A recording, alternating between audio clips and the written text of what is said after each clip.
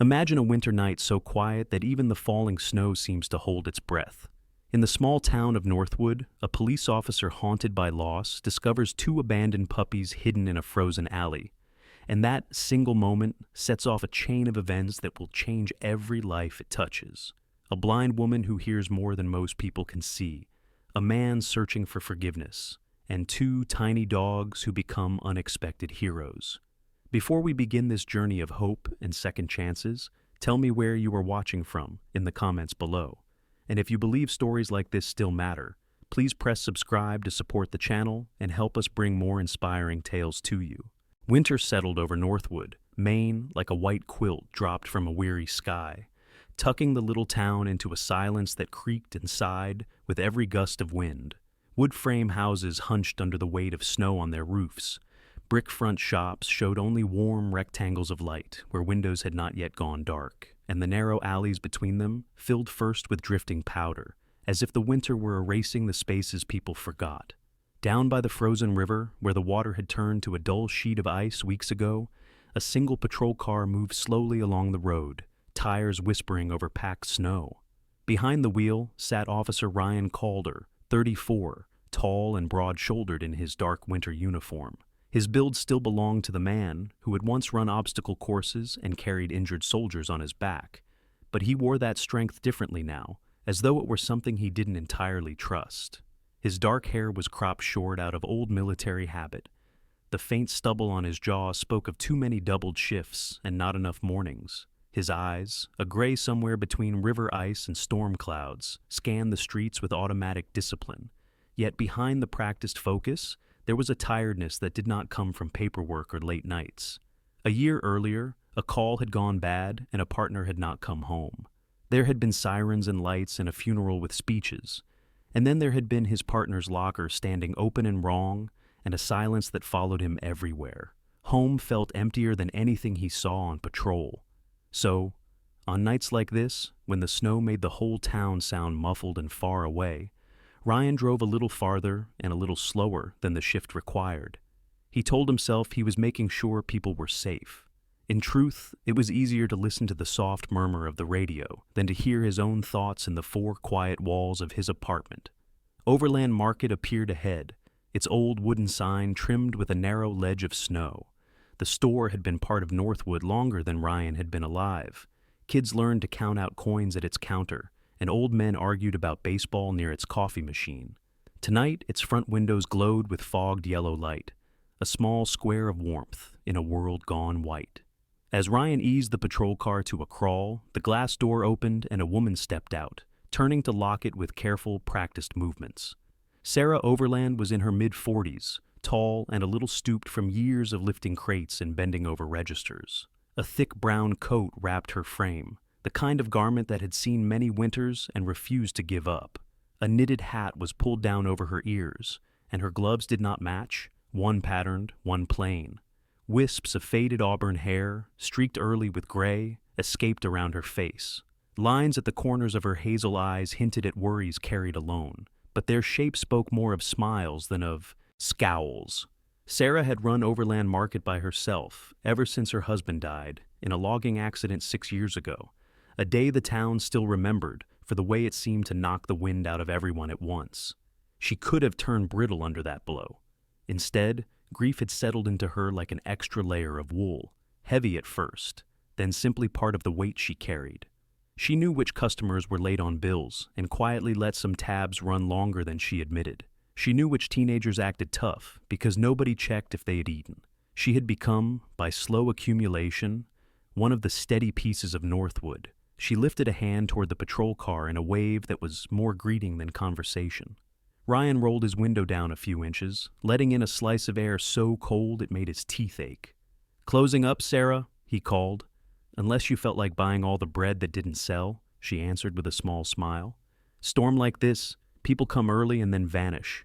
You be careful out there, Ryan. These roads will throw you if you stop respecting them." There was a dry note of humor under the warning, the kind that made even seasoned officers accept the advice. "I'm just making the rounds," he said, checking doors, making sure no one's sleeping where they shouldn't. "Of course you are," she replied more quietly, as if she knew rounds was also his way of walking circles around his own grief. I left the back light on. The alley feels too much like a trap in the dark. Don't want some kid cutting through and breaking an ankle. She turned then and made her way toward her small car, stepping carefully, boots testing each patch of snow and ice before she trusted it with her full weight. Years ago, she had slipped behind the store and broken her wrist. The bone had healed, but the memory of how close she had come to closing the doors for good had never really left. Now her caution was part of her character, a quiet agreement she had made with Winter. I will respect you, and you let me keep going. When Sarah's taillights disappeared into the blur of falling snow, the front of the market seemed to grow still again. Ryan's hand moved toward the gear shift, ready to ease the patrol car back into motion, when something brushed the edge of his attention. It was not a clear noise at first, more an unease that made him pause with the engine idling. He turned off the heater fan and sat very still. The world outside the windshield was a moving curtain of white. For a few moments he heard only the small ticks of cooling metal and the soft hiss of wind around the buildings. Then, faint under the storm, he caught it. A thin, ragged sound, almost swallowed by the weather. A whine, a cry. It came and went, slipping in and out of the wind like a thread being pulled through thick cloth. Ryan frowned, opened his door, and stepped out into the biting air. Cold wrapped around him, immediately trying to push under his collar and cuffs. He stood beside the car, head tilted, listening. The sound came again, slightly stronger now that he was outside the insulated space of the vehicle. It drew him toward the narrow alley between Overland Market and the building next to it, a strip of shadow where the snow seemed deeper, more forgotten. He clicked on his flashlight. The beam carved a bright path through the falling flakes and into the alley, revealing trash bins with snow piled against them. A warped back door, a wooden crate lying on its side. The ground was uneven and treacherous with hidden ice. For a moment, he saw nothing that matched the desperate edge and the sound he had heard. Then he swept the light past the crate again and froze. Curled in the shallow hollow behind it, pressed into the flattened snow, as if trying to sink into the earth itself, were two small shapes, two German shepherd puppies, young enough that their paws still looked clumsy and a little too big for their legs. Their fur, which should have been thick and plush, was soaked and matted, clinging to narrow ribs. One pup was darker, with a shadowy mask across its face and a faint dusting of tan on its legs. The other was a little lighter, with a pale patch near its muzzle like a smudge of frost. Their eyes were half closed, lashes tipped with tiny beads of ice, and they shivered in slow, uneven tremors that spoke more of exhaustion than of energy. Near them, half buried in snow, lay a piece of rope, its end frayed and frozen into a hard knot around nothing at all. Ryan lowered himself to one knee, feeling the cold seep instantly through his uniform trousers. Up close, the pup smelled of damp fur and trash, and something sharper he had learned to recognize in people as well as animals. Fear, edged with the metallic tang of hunger. "Hey," he said softly, his voice dropping into the calm, steady tone he used with frightened witnesses and shaken children. "Hey there, little ones." The lighter pup's eyes flickered at the sound, but did not truly focus. The darker one tried, weakly, to tuck itself further under its sibling, as if it could shield both of them from anything that came near. Ryan extended one gloved hand slowly until it hovered just above them. They did not flinch or lick or sniff. They simply shivered. For a heartbeat, a spike of dread shot through him. Then he saw it. The faintest fog when one of them exhaled, a tiny cloud that vanished almost before it formed. Breathing, still there. Barely. Carefully, he slid his hands beneath their small bodies, one at a time.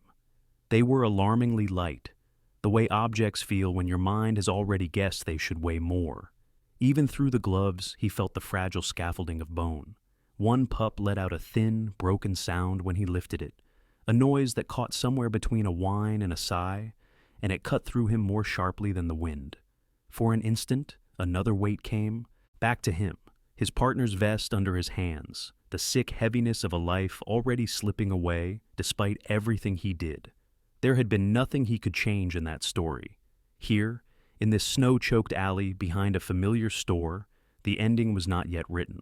Ryan drew the puppies against his chest, curving his arms to make a wall between them and the bitter air. Their fur was stiff with cold, But after a few seconds, he felt a faint nuzzle, an instinctive attempt to burrow into whatever warmth had found them. He rose slowly, testing each step on the slick ground as he backed out of the alley.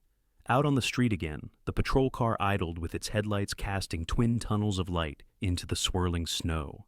The radio buzzed softly with distant updates about road conditions. The scene was ordinary enough. A parked cruiser, a quiet storefront, a winter storm. Only the weight in his arms made it feel like something else entirely. Procedure said he could call animal control, wait for someone with forms in a crate and a van. On a better night, maybe he would have. But the storm was thickening by the minute, and he could feel the cold coming off the pups like a warning. He had spent a year doing everything by the book, hoping that if he followed every rule perfectly, nothing else would be taken from him.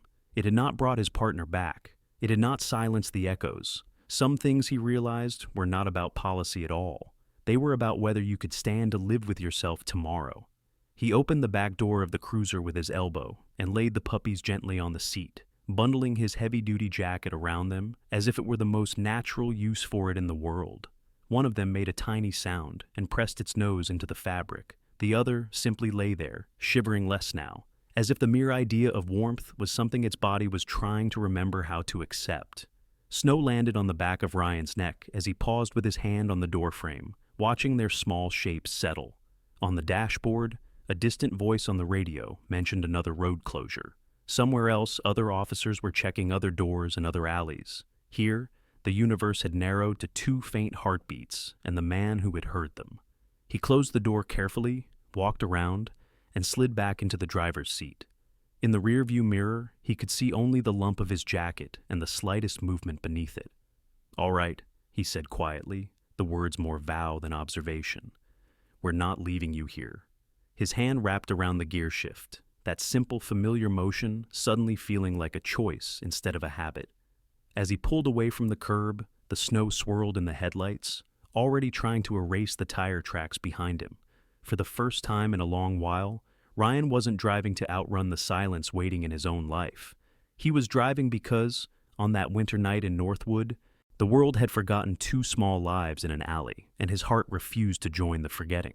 That was the night he did not leave, because the shift required it. He left because something older and quieter than duty told him to go.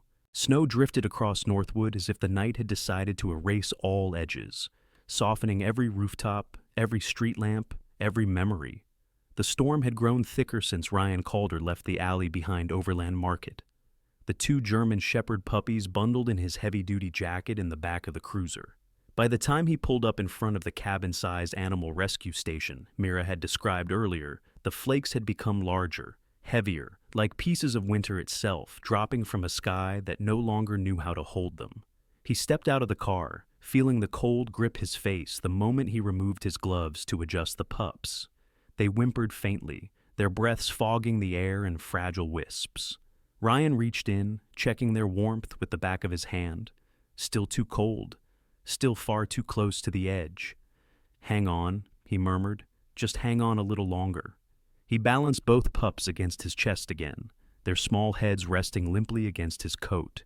His muscles tensed, not from strain, but from the strange tenderness these 2 tiny lives stirred in him.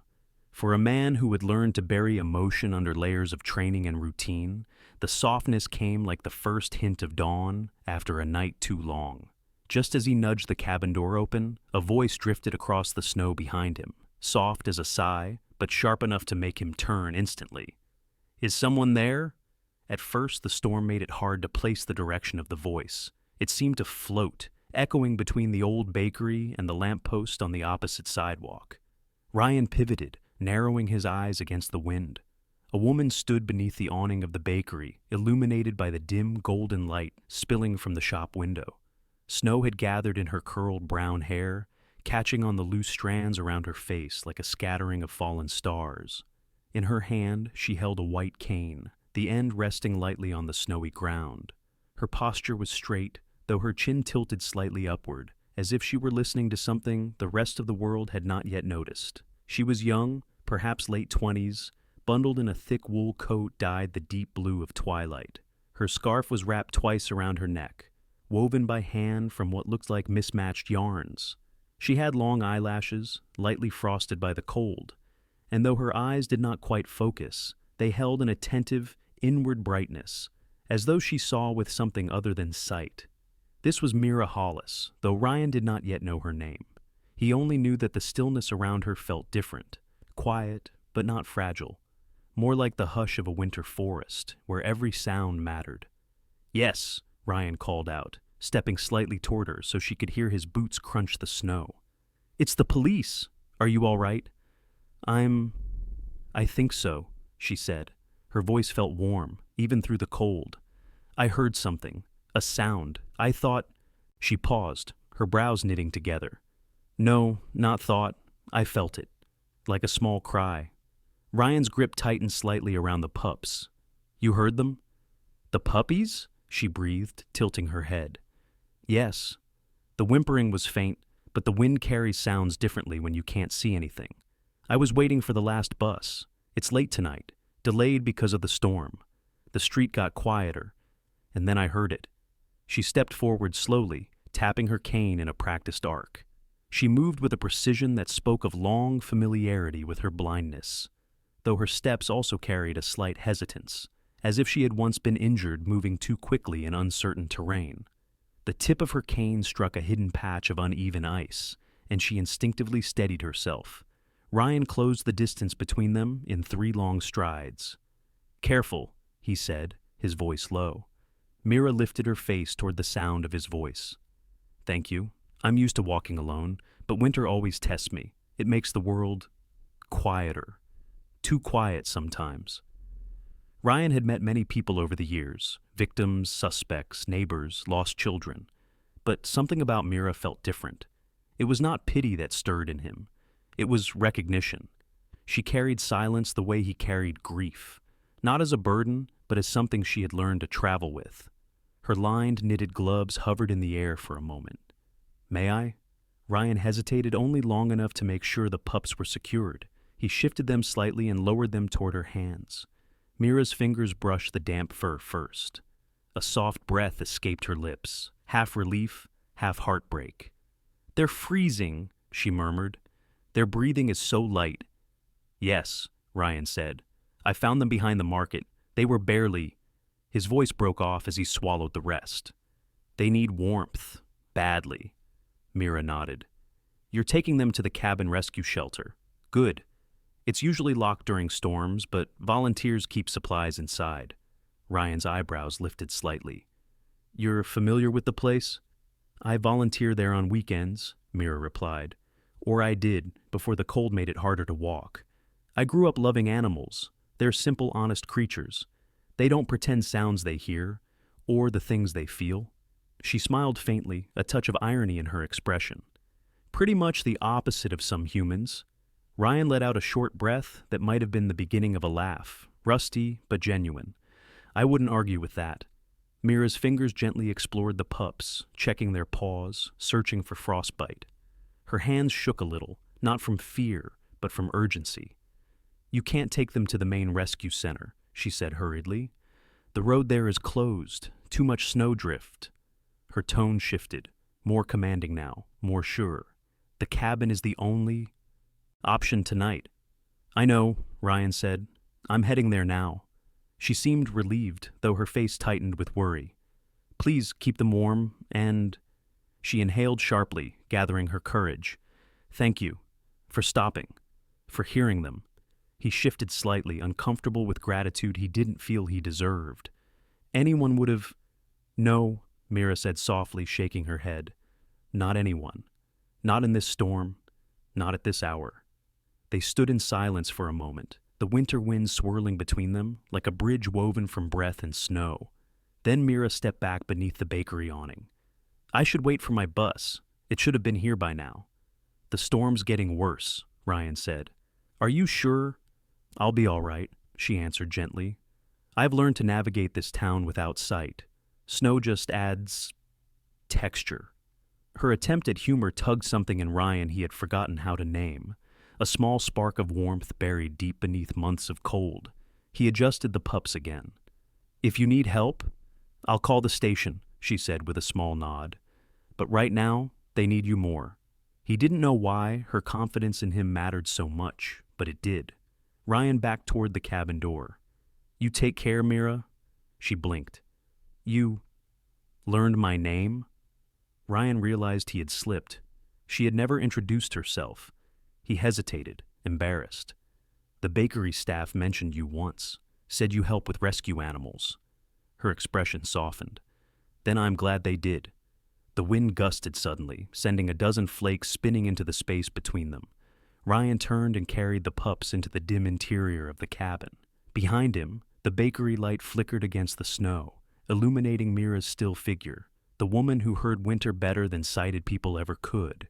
Inside the cabin, the faint warmth from earlier storms lingered in the wooden walls. Ryan settled the pups onto a blanket, gently rubbing their fur to restore circulation. For the first time since finding them, he allowed himself to breathe. Outside, he heard the distant rumble of the delayed bus arriving at last.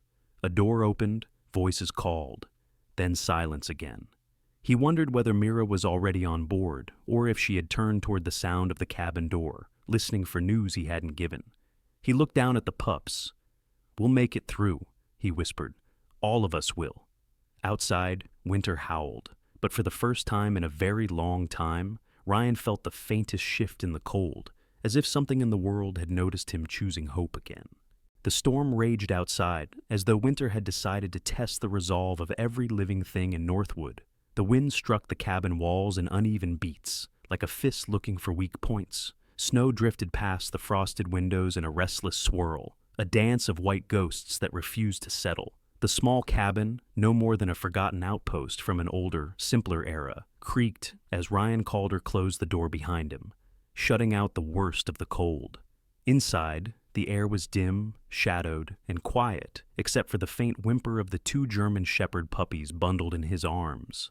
The cabin had been built decades ago by the local volunteer rescue team, meant for emergencies. Lost wildlife, stranded pets, injured animals brought in by hikers or hunters. Its walls were made of rough pine boards, still smelling faintly of sap despite their age. A single metal stove stood in the center, blackened from years of use, with a narrow stovepipe leading up through the ceiling.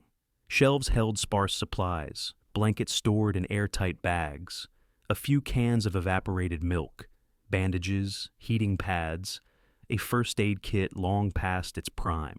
Ryan set the puppies down gently on the nearest blanket, their bodies trembling in tiny, uneven shivers. He could feel their desperation in the way one paw reached for warmth, and the other twitched from exhaustion. Their breathing seemed too thin, too fragile, like the rise and fall of paper in a breeze. "Stay with me," Ryan murmured, his voice low and steady. "We're not done yet." He knelt beside the stove. His hands, usually precise and unwavering, fumbled for a moment as he prepared the kindling. It had been years since he'd lit a fire with anything other than a switch or a button, but muscle memory from military training rose to the surface. He arranged the fire starter, struck a match, and coaxed a flame to life. It grew slowly at first, a timid flicker, then with a soft whoosh caught the wood. Warm light filled the center of the room, pushing back the shadows inch by inch. The warmth crept outward, brushing against Ryan's face, warming the tips of his fingers, then reaching the pups. One stirred, the darker one, the one with the smoky fur and the tiny scar on its left ear. The pup let out a tiny sound, more instinct than speech, as though announcing its stubborn hold on life. Ryan's breath caught with relief. He touched the pup's head gently. "Blaze," he whispered, naming him without thinking. "That's what we'll call you." The pup with the frost-pale patch on its muzzle moved next. A quieter movement, the faintest sigh. This one felt different. Not weaker, but softer, as though the world had taught it early how to survive by silence. "Whisper," Ryan said softly, "and you'll be Whisper." He hadn't named anything in years, not a plant, not a stray cat, not even the symbolic objects that some officers kept after losing a partner. Naming meant hope, and hope felt dangerous. But tonight, in a storm fierce enough to strip away lies, naming the pups felt strangely right. He positioned them closer to the stove, layering blankets beneath and around them. Slowly, he began rubbing their paws gently with the palm of his hand, encouraging blood flow. Whisper let out a tiny sneeze, Blaze twitched as heat seeped in. Their ears flicked in small movements. "Good," Ryan murmured. "That's good. You're fighters." While tending to them, Ryan felt something loosen inside himself, something that had been clamped shut since the day he lost his partner. A year of avoiding conversations, a year of skipping gatherings, a year of letting silence settle into his life like dust that no one bothered to wipe away. Grief had become a routine the way patrol had, predictable, numbing, heavy. But now, the tiny heartbeat pressing against his palm felt like a flicker of warmth in the frozen landscape of his chest. He stood briefly searching the shelves until he found what he hoped for, a thermal pack and a can of condensed milk. The milk wasn't ideal, too thick, needing warmth and water. But it would help. He heated some in a small pot over the stove, stirring carefully. When it was warm enough, he soaked a cloth in the mixture and held it to Blaze's mouth. The pup licked weakly. "Good boy," Ryan said, his voice nearly cracking. Whisper drank too, slower and more delicately, but with a determination that surprised him. When their breathing deepened, even slightly, Ryan leaned back on his heels, letting himself exhale for the first time, with something like relief. The fire crackled behind him, throwing amber light across the cabin walls.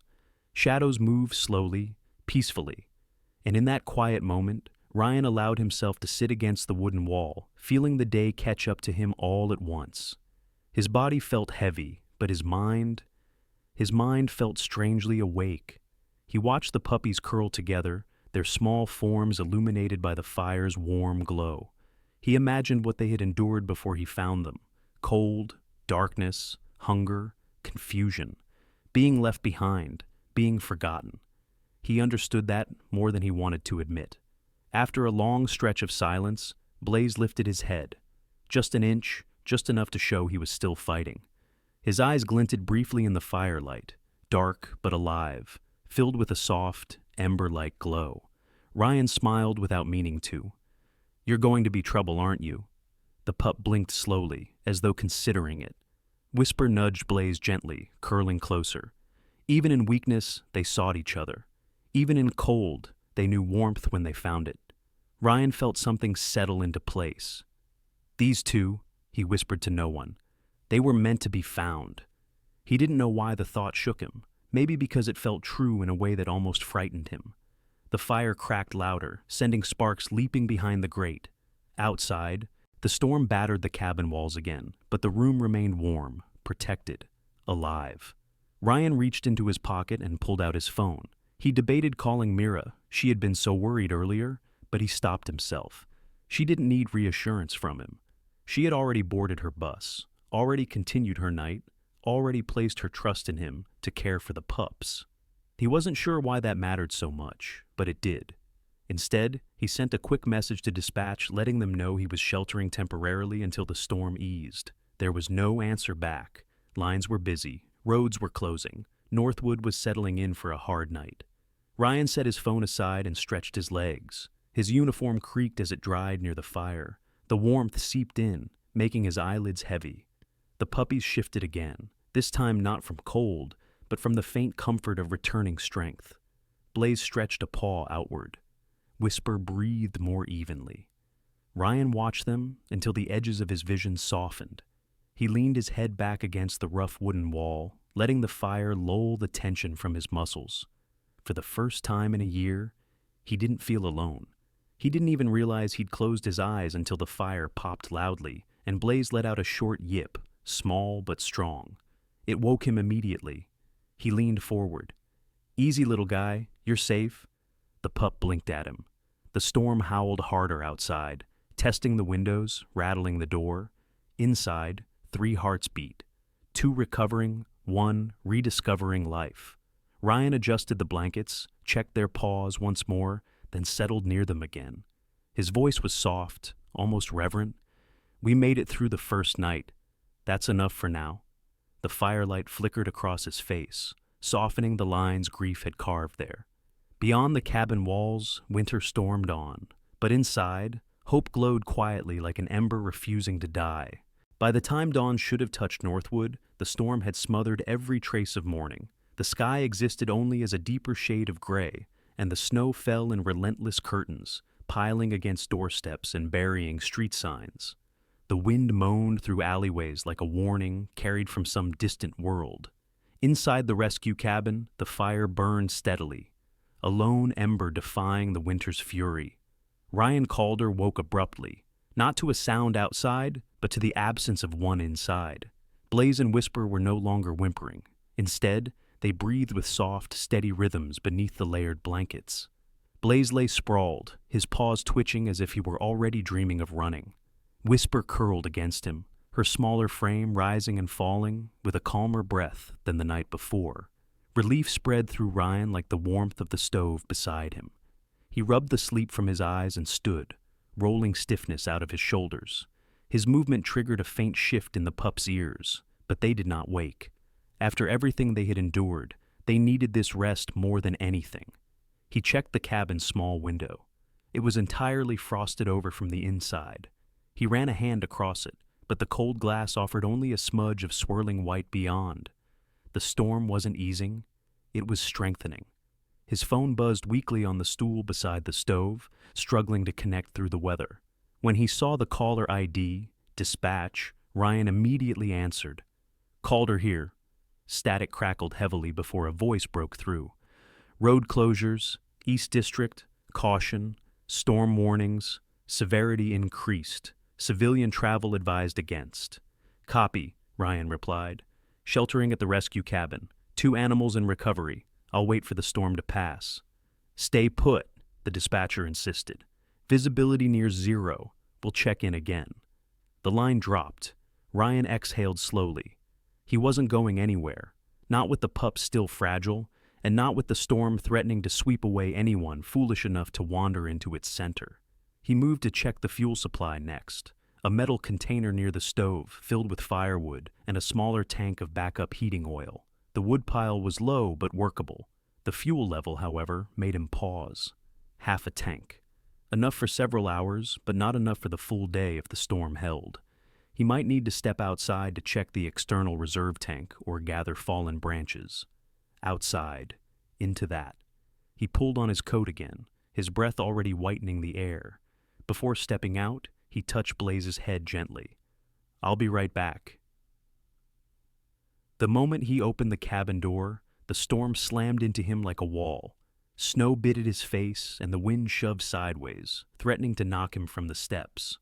The world outside was nearly unrecognizable, washed in white and shifting shadows of trees bending under. Ice. Ryan shielded his face with his arm and trudged toward the reserve tank on the side of the cabin.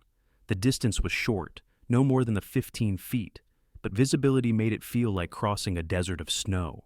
His boots vanished past the ankle with each step. He reached the tank, brushing off a crust of ice to check the gauge. Almost empty. "Great," he muttered. He'd need to switch to the smaller backup supply and hope the storm broke before nightfall. He turned back toward the cabin, but the wind surged suddenly, lifting the top layer of snow into a swirling haze that erased the ground beneath his feet. The icy layer hidden under the powder sent his boots skidding. He didn't fall immediately. It was more like the ground slipped out from under him. His body tilted, his weight shifting too fast to recover. His boots lost traction on an unseen slope where snow had drifted over a shallow decline. One moment he was upright, the next he was sliding, hands grabbing for anything, for the tank, a branch, a patch of earth. But the storm pulled him down the snowy incline.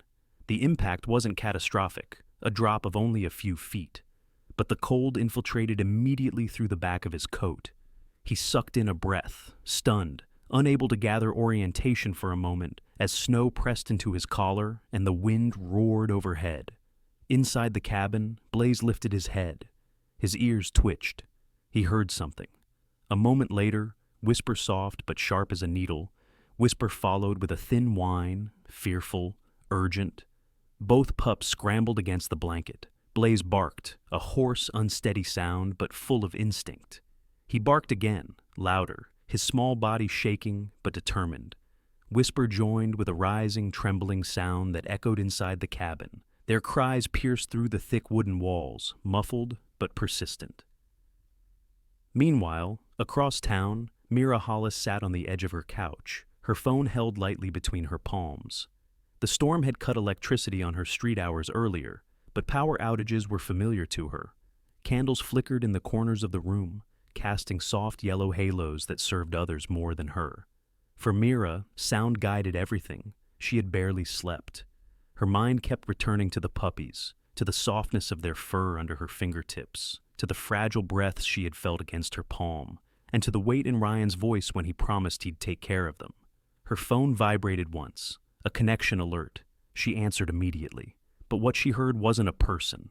It was sound. Distorted by weather, stretched thin by distance, but unmistakable. A dog's bark. Then another smaller voice. Blaze. Whisper. Her breath froze. Something was wrong. "Ryan?" Mira asked into the line. "Are you there?"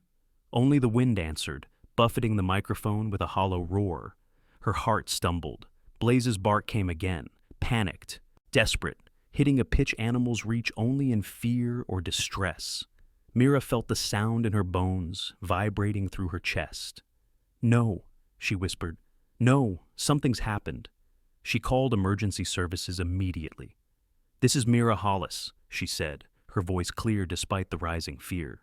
"I think Officer Calder is in danger near the rescue cabin. I heard the puppies barking. They're distressed. You need to send someone." The operator tried to reassure her, but the words blurred in Mira's ears. Waiting wasn't an option. She grabbed her cane, wrapped her scarf twice around her neck, and stepped out into the storm. Neighbors saw her struggling against the wind and snow.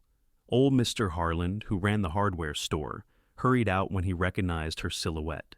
A younger woman from 2 houses down pointed her flashlight toward the road. "Mira, what are you doing out here?" "There's someone who needs help," she said simply. "Please, I just need the direction." She described the cabin's approximate location. The neighbors exchanged worried glances, but one by one, they stepped closer, ready to help guide her path. No one in Northwood left someone to face a storm alone, not someone with Mira's courage, not on a night like this. They lit lanterns, gathered flashlights, and walked with her through knee-deep snow until they reached the trail that led to the rescue cabin. From there, Mira insisted on leading. "I'll hear them," she said, and she did. Blaze's barks carried faintly across the white abyss, punctuated by Whisper's trembling cries.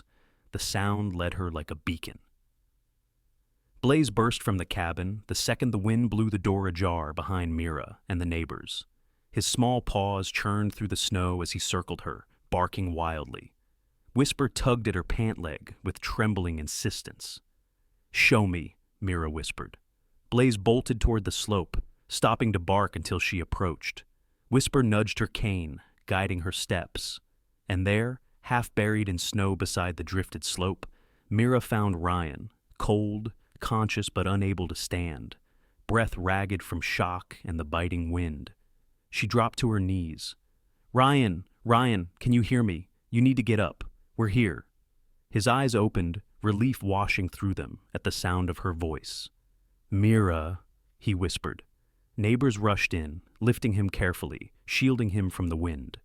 Blaze and Whisper pressed against his sides, lending what little warmth their small bodies could offer. Within minutes, the local rescue team, alerted by Mira's earlier call, arrived with a portable heater and stretcher. They brought Ryan into the cabin while waiting for a snow-equipped ambulance. Blaze and Whisper curled tightly against him, refusing to be moved. The storm still raged outside, but inside the cabin, the worst had passed. For now. The hospital in Northwood was a modest brick building perched on a small hill overlooking the snow-buried town. Storms had come and gone around it for decades, but this morning the place felt gentler somehow, quieter, as if it understood that one of its patients needed calm more than anything else. Ryan Calder woke slowly, as though returning from a great distance. The first thing he registered was warmth, steady, reliable warmth covering him like a protective blanket. The second thing he noticed was sound. Not the violent wind that had battered the cabin, not the sharp yelps of alarm from Blaze and Whisper, but something soft and rhythmic. A voice. "Ryan? Are you awake?" He knew the voice instantly. It threaded through the fog in his mind like a familiar chord. He forced his eyes open. Mira Hollis sat at his bedside, her hands folded neatly in her lap, her posture both weary and graceful.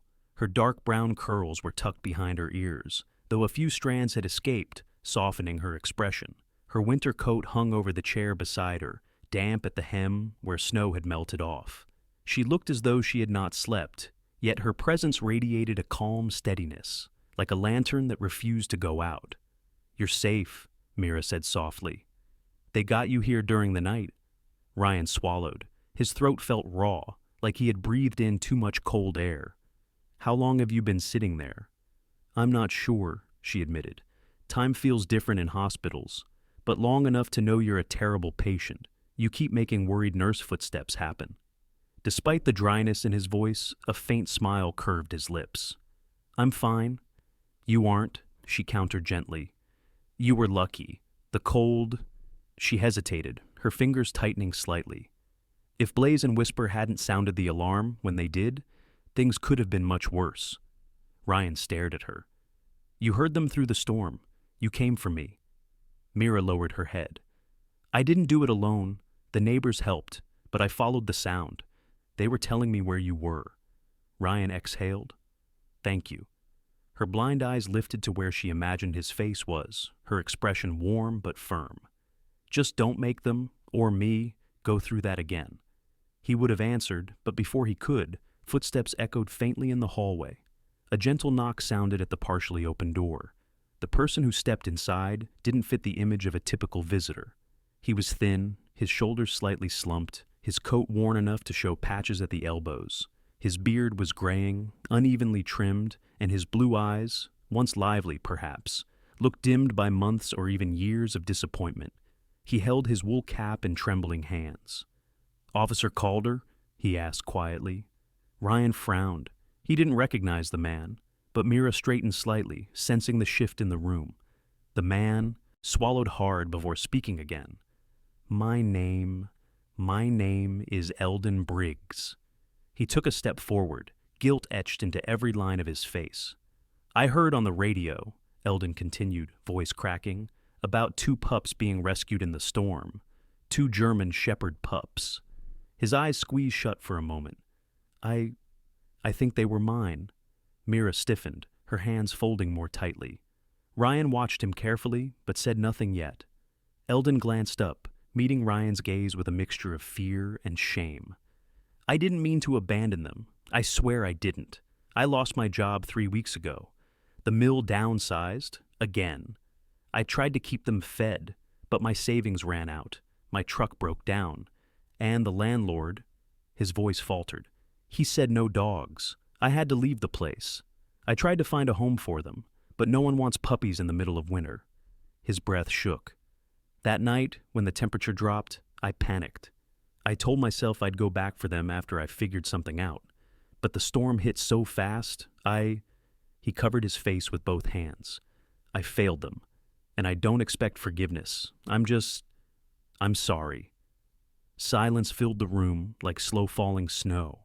Mira felt the sorrow in his voice, even if she couldn't see his expression. Ryan studied Eldon, watching the way the man stood, half expecting judgment, half ready to accept whatever punishment came.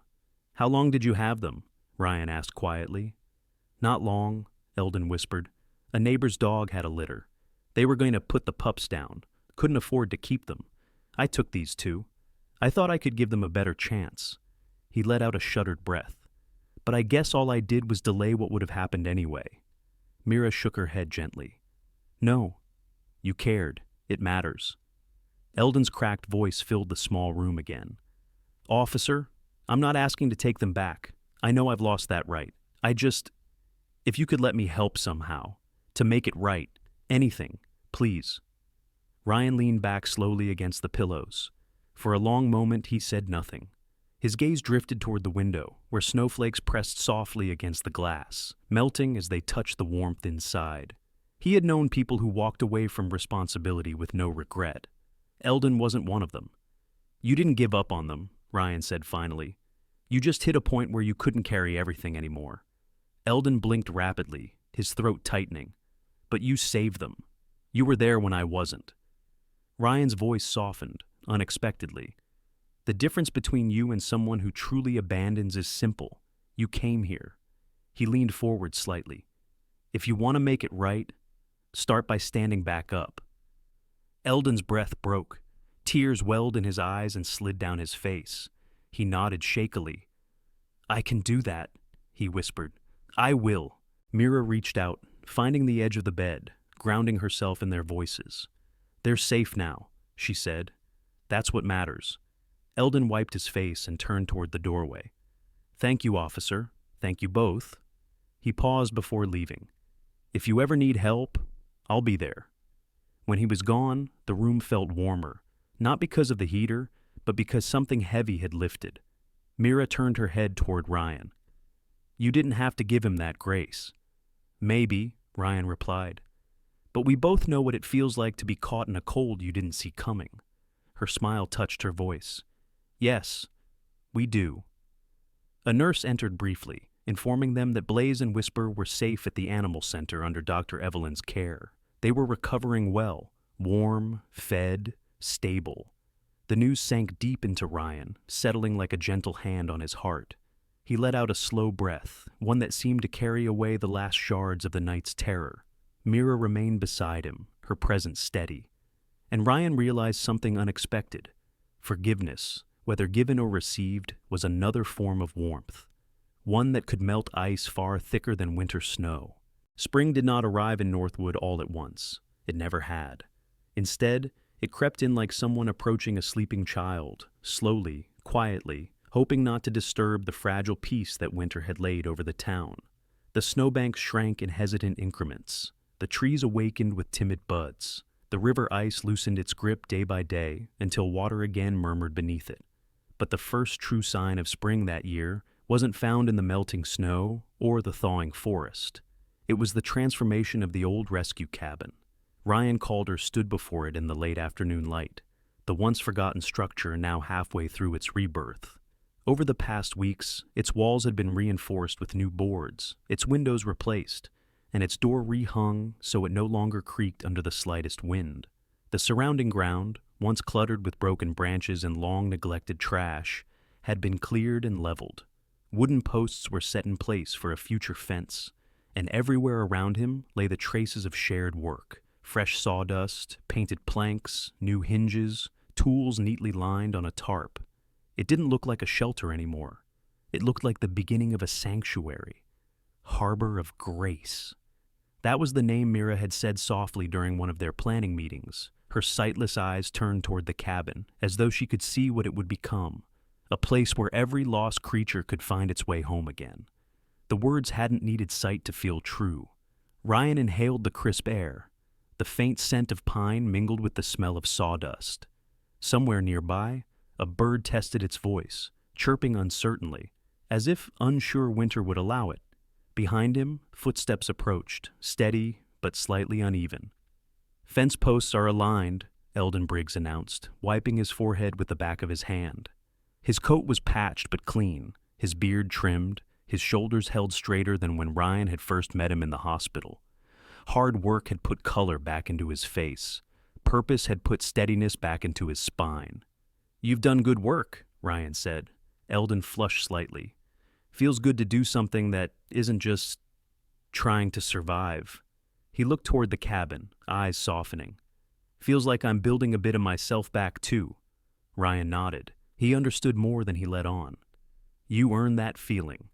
Before Eldon could answer, the sound of laughter drifted from the side path, a gentle melodic sound carried by the breeze. Mira appeared a moment later, guided by Dr. Evelyn Hart, the veterinarian who had taken Blaze and Whisper under her wing during their first fragile days of recovery. Mira walked with her usual careful grace, cane tapping rhythmically against the earth. She wore a cardigan the color of early spring moss, and her dark curls were braided back loosely, small wisps escaping to frame her face. Her cheeks were flushed from the mild chill, and though she couldn't see the progress around her, her expression lit with something that resembled quiet pride. It smells like new wood, she said as she approached Ryan. Are you all rebuilding or planting a forest? Ryan chuckled. Maybe both. Depends how many mistakes Eldon and I make today. Speak for yourself, Eldon grumbled, though a smirk tugged at his mouth. Dr. Evelyn smiled gently, the the kind of smile that made people relax without knowing why. She was in her 40s, tall and composed, with sandy blonde hair tied into a loose knot.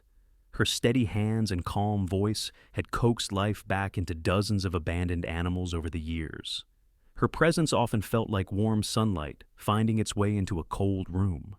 She glanced toward the cabin. "I can't believe how much has changed. This place used to frighten children.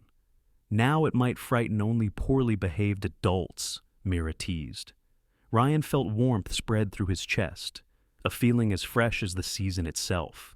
The four of them standing there, formed by chance, hardship, and shared compassion, felt almost like a story the town would tell someday. A sudden pair of barks erupted from inside the cabin. Not fearful barks, joyful ones. Ryan barely had time to brace himself before Blaze and Whisper bounded out of the doorway, tumbling across the clearing like furry meteors. They were bigger now, their legs sturdier, their coats full and shining. Blaze still had the small scar on his left ear, but it had become a charming mark rather than a reminder of pain. Whisper's pale muzzle caught the afternoon light like frost catching sunlight. They skidded to a stop in front of Ryan, tails wagging with such intensity that Whisper nearly knocked Blaze over. "You two are supposed to be resting," Ryan told them, though he bent to scratch their ears in greeting. Blaze responded by enthusiastically licking his chin.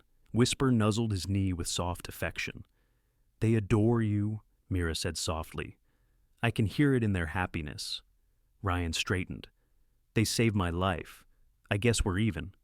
"I don't think that's how they see it," Mira replied, smiling slightly.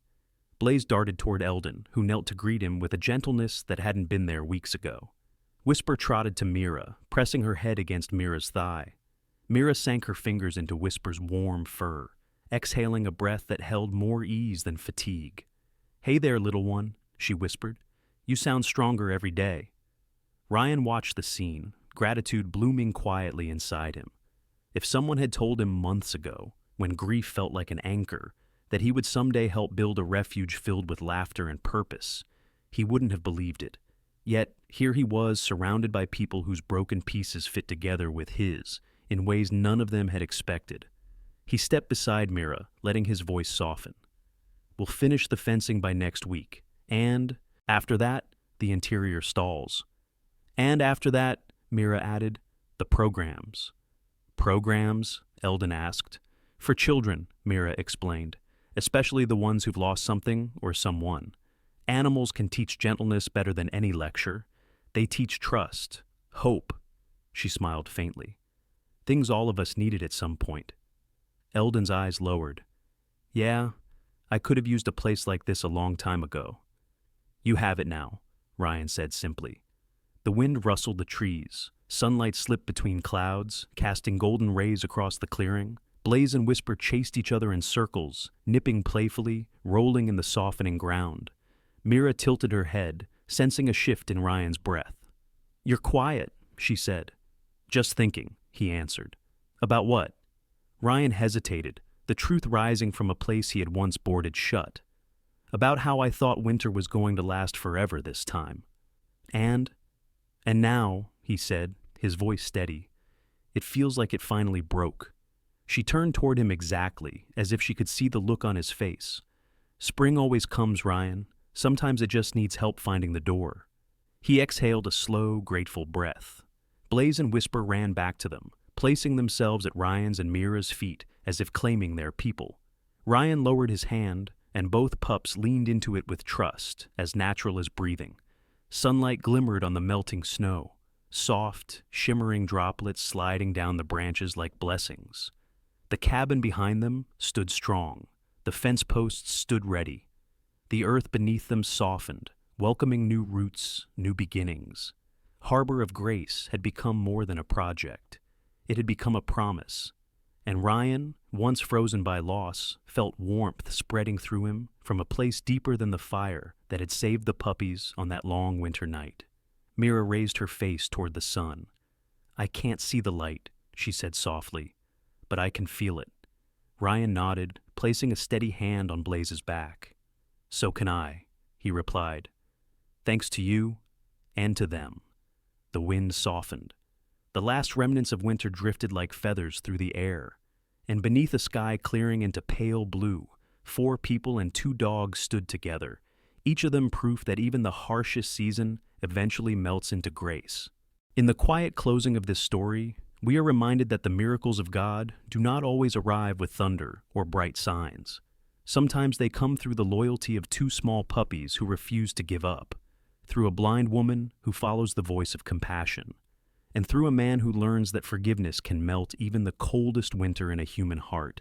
In our everyday lives, we each face moments of fear, loneliness, or regret, but God walks beside us even then, guiding our steps and sending help in ways we often do not recognize until later. If this journey touched your heart, please share it with someone who may need hope today.